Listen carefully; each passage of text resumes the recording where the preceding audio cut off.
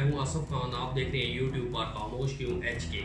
दोस्तों के जैसा कि आपके इल्म में है कि गुजरपुरा मोटरवे हादसा जो हुआ है, उस खातून के साथ जो ज़्यादती वाला मामला हुआ है, उसने काफ़ी हाइट क्रिएट की है और इस वक्त मेरे ख्याल में पाकिस्तान का सबसे बड़ा वो इशू बना हुआ है और तमाम मुतलका इदारे उस पर काम कर रहे हैं। और इसमें जो ताज़ा तरीन पेशरफ्त हुई है, बताया जा रहा है कि एक मुलज़म का DNA जो है वो उस नमूने के साथ मैच कर गया जो जाए वकूआ से मिला है।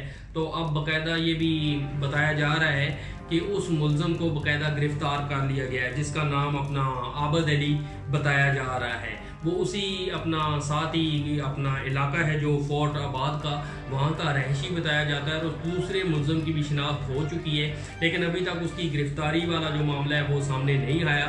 तो लेकिन यकीन दहानी इसी तरह की कराई गई है कि बहुत जल्द वो भी गिरफ्त में आ जाएगा। तो दोस्तों इस मामले को अब तकरीबन जो सामने चीज़ें नज़र आ रही हैं वो मनफी अंजाम की तरफ पहुंचता हुआ हमें नज़र आ रहा है, क्योंकि मरकज़ी मुलज़म है जो वो आपको पता है इस वक्त वो बताया जा रहा है कि गिरफ़्तार हो चुका है। आबद अली नामी जो ये शख्स है, ये इस कुत्ते का जो DNA है वो बाकायदा मैच कर चुका है। तो इस सिलसिले में अब वो जो खातून है, मुतासरा खातून है, उनसे पुलिस ने आज सारा दिन कोशिश की कि वो किसी तरह शनाख्त के अमल में हिस्सा लें, लेकिन अभी तक शायद वो दिमागी तौर पर तैयार नहीं या कुछ और मामला है, इसके मतलब अभी कोई ख़ास इतला तो सामने आ नहीं रही। लेकिन वो मुसलसल इनकारी है और इसको इस हिस्से में वो अब यानी कि पार्टिसिपेट नहीं करना चाहती, ना वो शनाख्त में आ रही है, ना ही वो अपना बयान रिकॉर्ड कराना चाहती है। लेकिन देखते हैं आने वाले वक्त में हो सकता है इसमें बेहतरी आ जाए। इस केस को लेके आजकल आपने देखा होगा कि सबसे पहला जो अपना सियासी एजेंडा का महाज खोल रखा है वो नून लीग को आपने देखा होगा, जिस सिलसिले में उनकी जो ये अंडों वाली तर्जमान है जो पार्लियामेंट के बाहर बेशरम औरत मर्दों को ठुमके मारी है, मरियम औरंगजेब की मैं बात कर रहा हूँ। ये 2 दफ़ा कल से 2 दफ़ा एक दिन में ये थोड़े वक्फे के बाद बाहर आई, मीडिया टॉक की, 4-5-10 औरतें को इकट्ठा करके लाई और बड़ी लंबी चौड़ी तकरीर की। और सारी तकरीर का लबे लबाब यही था कि CCPO लाहौर को हटाओ, CCPO लाहौर को हटाओ, यानी कि जिसके मतलब ये कोर्ट में पहले जा चुके हैं। इससे पहले वाली वीडियो में मैं इस मतलब बात कर चुका हूँ।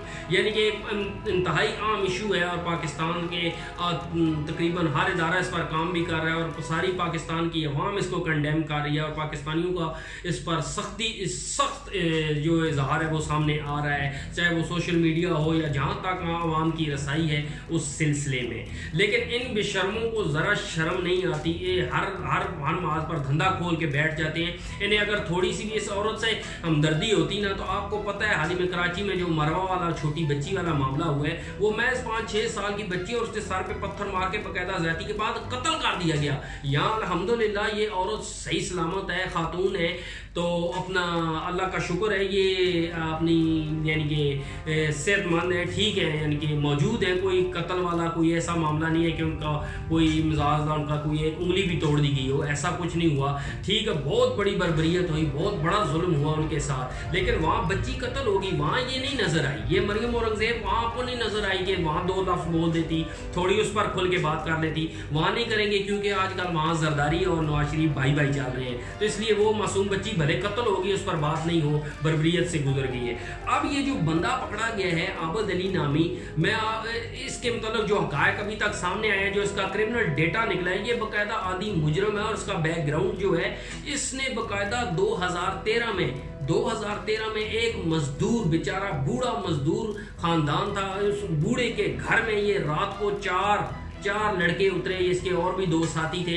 2013 में ये उसके घर में दाखिल हुए और उस बूढ़े बेचारे लाचार मजदूर के सामने उसकी बेटी को और उसकी बीवी को हैवानियत का निशाना बनाते रहे। मुसलसल ये 5-6 घंटे तक रात भर यानी ये एक रात के हिस्से तक उस मजदूर की बीवी और अपना बेटी को दरिंदगी का निशाना बनाते रहे। माँ के सामने बच्ची के साथ ज्यादती होती रही, बेटी के सामने माँ के साथ हैवानियत बरती गई, बाप के सामने बेटी के साथ बरती गई, बाप के सामने बीवी के साथ बरती गई।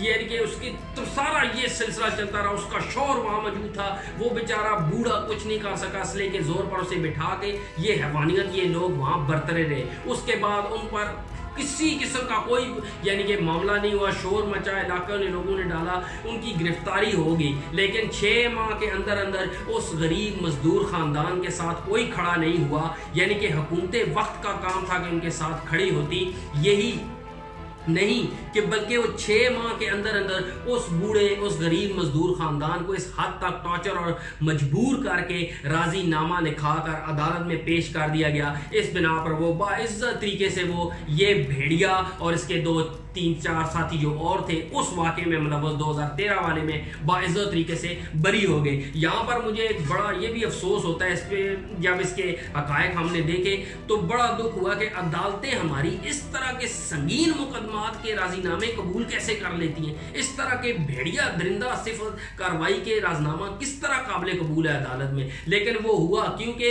हुकूमत वक्त उनके साथ नहीं खड़ी थी। और उस वक्त हुकूमत थी इसी मरियम औरंगजेब के लाडले टीटी सरकार शहबाज शरीफ की, और कोई 2 दिन की हुकूमत नहीं थी।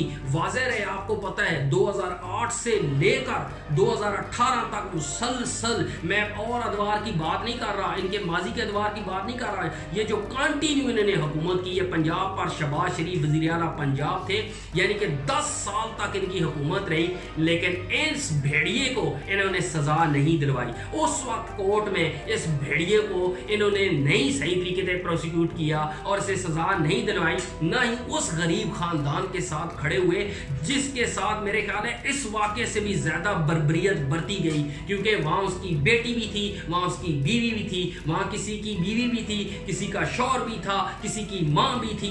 वो बर्बरियत कई घंटे तक वहां बरती गई। और ये शरीफ खानदान, ये टीटी सरकार जो शहबाज शरीफ भी आज बढ़ के मार रहे थे कि हमने वो कर दिया, हमने ये कर दिया अपने दौर में, तो ये उस खानदान, उस मजलूम खानदान के साथ खड़े नहीं हुए, और नतीजा ये निकला कि ये भेड़िए बाहर आ गए। 4-6 महीने के अंदर अंदर ही ये आज़ादी के साथ बाइज्जत बरी हो गए, और उस वक्त इनको शर्म नहीं आई। इस मरियम को आप आके बताना चाहिए, इस अंडों वाली मरियम बाजी को आके बताना चाहिए कौम को कि इस भेड़िए को अगर उस वक्त ये सजा देते तो क्या आज का वाकया होता?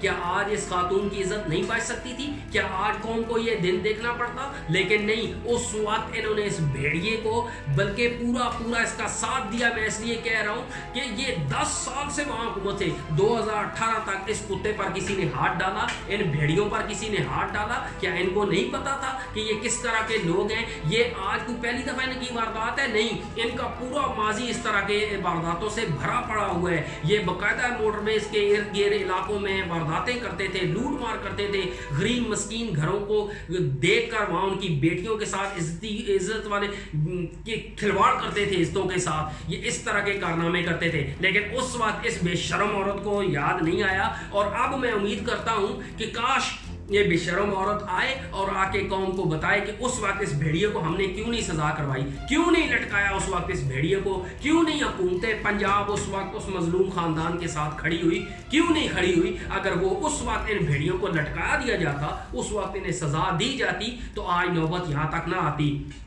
अब 2013 से लेकर 2018 तक इन्होंने कितनी वारदातें की होंगी, जरूरी तो नहीं हर वारदात सामने आए, हर वारदात आपकी हाइट रेट करे। वो कहते हैं जैसे कि हर किसी के नाम के डंके नहीं बजते। अब इस खातून वाला जो केस है ये हाइट रेट कर गया, इस बातें सामने आई हैं। और मौजूदा हुकूमत जो है ये तो मैं 2 साल की हुकूमत है, और बुजदार जैसी हुकूमत आप जिसे ठंडी तरीन हुकूमत कह सकते हैं। तो उस हुकूमत में आज सारे इदारे मुतहरक हैं, वज़ीर आज़म पाकिस्तान तक इस केस में इन्वॉल्व है, हत्ता कि वो प्राइम मिनिस्टर है पाकिस्तान का, वज़ीर आज़म है। क्या इस केस को पकड़ के बैठेगा?